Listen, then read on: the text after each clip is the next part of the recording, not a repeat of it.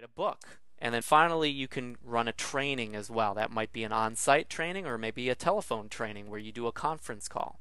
Lots of different modalities within which you can put your solution, your genius that you can provide to solve the problem of this particular tribe or this particular community. So when you're thinking about locating these groups and you want to now entice them to become one of your leads, somebody that might be interested or show interest in what you have to offer, you want to think about one word over and over again, and that is permission. And this is something that I learned from Seth Godin as well. Great marketer. You should read all his books, and I want to pay attribution to him being the one who really generated this concept of permission marketing. And you want to think of, as you're getting leads and as you're trying to get people to kind of come into your marketing funnel, if you will, that you're trying to get permission from them to actually offer them something or to market to them. If you don't have somebody's permission to try to communicate something to them, then you're going to have a hard time getting them to want to get a complimentary session with you or something like that. Now in the sales process, this is a little different. You might just interrupt somebody and talk to them, and just because of that kind of social graces, they may just want to listen to you or probably feel obligated to listen to you in that moment. But in the marketing world, if they don't think that you're right there watching them or listening to them on the phone, they're just going to leave because they're only interested in what they want. And if they didn't give you permission to talk to them or to contact them or to give them something, even for free, they don't want to hear from you. And if you try to give somebody something without permission, you're going to get an angry prospective customer, and they're probably not going to be a prospective customer anymore. So make sure you keep thinking about permission. And the different types of permission are important to understand. People start out as strangers, and the first conversion that you want to try to create is you want to convert those strangers into friends.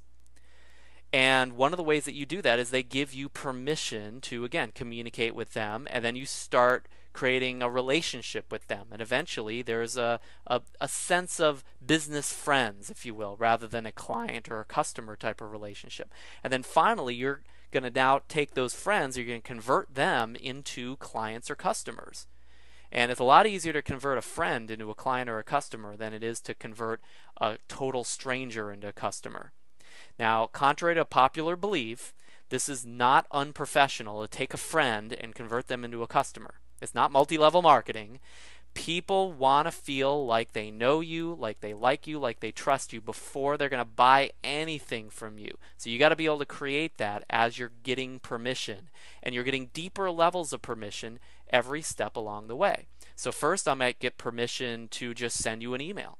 Then I might get permission to have you watch a video. Then I might get permission to call you. Then I might get permission to give you a complimentary session or set a meeting with you. And then I might get permission to finally take some money and then give you a service in return. So how do you get permission, and how do you move people closer to becoming a lead and actually be willing to receive communication from you? Well, this is all about value. You've got to remember that your client has certain things that they value, and you've got to be able to offer them something that they value, and that turns into something that they're willing to ultimately pay for. And I'll get to a little bit about how to measure that and how to do that a little later in this video. So I want you to consider that the most valuable information that you can offer your clients or prospects, that is your best way to market to your clients and customers and to get more and more permission to ultimately create a business relationship with them later on down the road. A lot of times, you'll probably look at your email, or you'll be watching TV, or surfing the internet, and you'll see some kind of communication that goes something like this. Hey, I've got exactly what you need. It's this and this and this, and all you got to do is pay me for it and I'll give it to you. We're always getting communications like that. Here's the problem with that. They're usually not giving you much valuable information. And so what do you do when you see that stuff? 9 times out of 10, you delete it, you move on. That's what you want to avoid with your prospects and customers. So how do you avoid that? You give them valuable information. Now, if you're surfing the internet or you're looking at your email, you're watching TV, and somebody suddenly offers you valuable information, and I mean valuable information by way of what you think is valuable, information you want to find, a problem that you want to solve, and they're giving you the information, you're going to listen up, and you're not just going to change the channel or delete the email or move on down the road of the internet.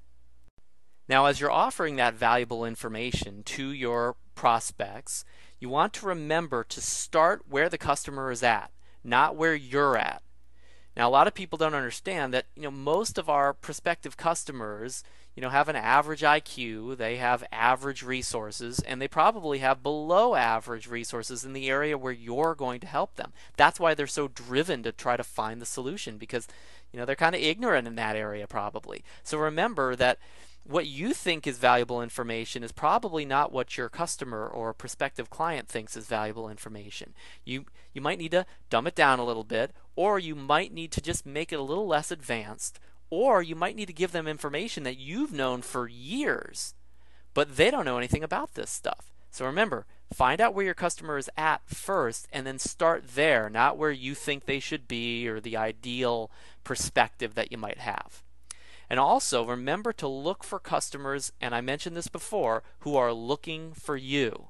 If they're not looking for you, you're going to have a hard road to hoe to try to get them to become a lead for your coaching. I'm going to continue on this idea of valuable information being the best marketing. Now, many of the ways that we market and sell our services are actually the exact opposite of what we really should be doing.